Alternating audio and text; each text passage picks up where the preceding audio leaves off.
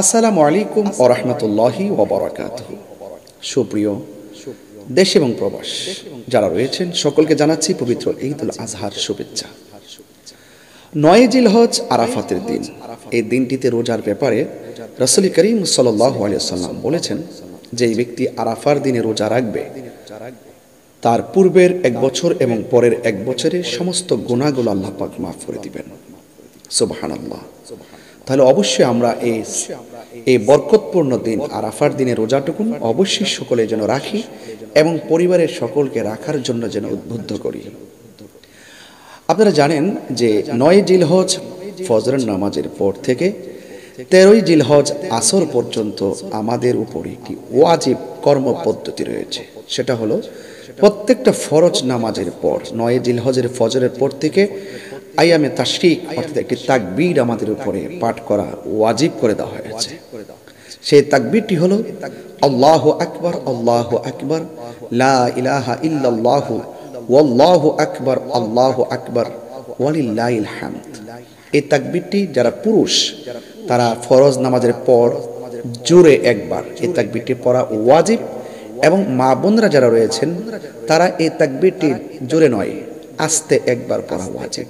পুরুষ জোরে পড়বে আর মা বোনরা আস্তে পড়বে। তাহলে এই তাকবীরটা আমরা ৯ জিলহজের ফজরের পর থেকে ১৩ জিলহজ আসর পর্যন্ত আমরা মোট ২৩ ওয়াক্ত নামাজে আমরা সেই তাকবীরটা ইনশাআল্লাহ পড়ব।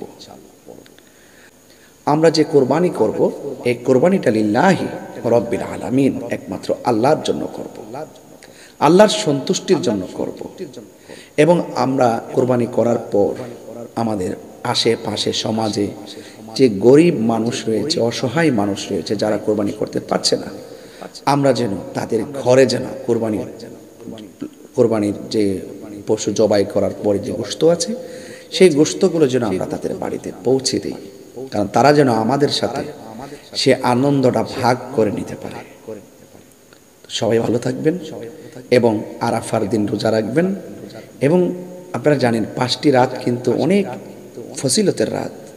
একটি রাত হলো ঈদুল ফিতরের রাত, আরেকটি হলো ঈদুল আজহার রাত। এই দুইটা রাত কিন্তু ইবাদতের রাত।